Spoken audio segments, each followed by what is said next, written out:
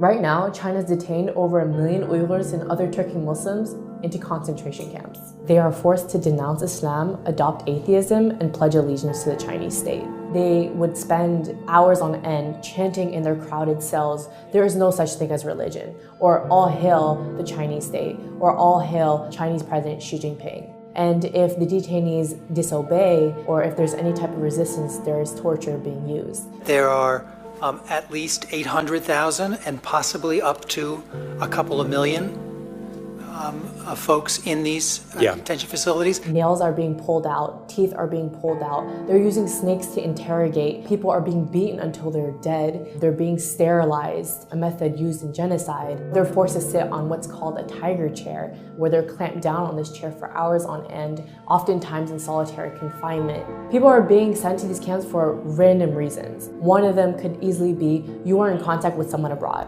You have a family member abroad. You engage in religion. So if you pray, if you mention the word God in your speech, if you fast, any type of indication that you are practicing religion, that is enough for you to be sent to the camps. And thousands of people have actually been transferred from these camps to prisons. One of my relatives in early 2017 got put inside one of these camps. Last November, he came out dead. One of my relatives got sent to a camp because he went to the United States to attend my cousin's wedding in 2014. Last August, he got sentenced to 15 years of prison. Many of my relatives, we don't know if they're alive or dead. And there's not a single Uyghur who doesn't have at least one family member in these camps or some form of detention or prison.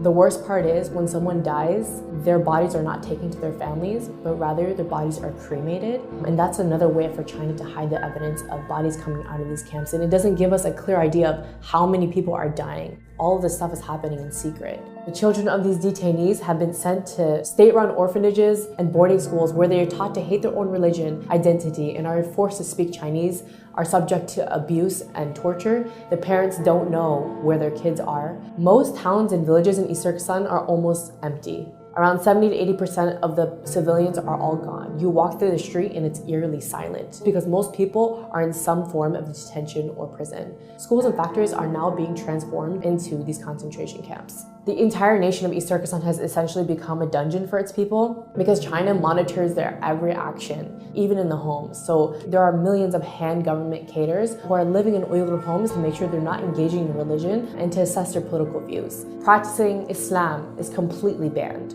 So for me to even say something like, "Oh, I'll see you tomorrow, God willing," is prohibited because you said the word God. Even having an Islamic name is a crime. So you have to change your name from a name like Muhammad or Fatima to an ethnic Han name. Thousands of Uyghur women are also forced to marry ethnic Han Chinese men. And this is another way to get rid of the next generation of Uyghurs. So why is China cracking down on Uyghurs and Turkic Muslims specifically? East Turkestan is really rich in minerals and resources, so by putting people into camps and basically carrying out an ethnic cleansing, China is attempting to maintain tight control over the mineral-rich land. You might wonder why the world has been really silent about this whole issue, and it's because of a few reasons. Number one, China has tightly controlled its media, so a lot of what's happening can't really be revealed outside to the rest of the world. Number two, even when people know about it, or even when governments know about it, they are forced to remain silent due to Chinese pressure and their economic and strategic ties to the country. So the question is, what can you do?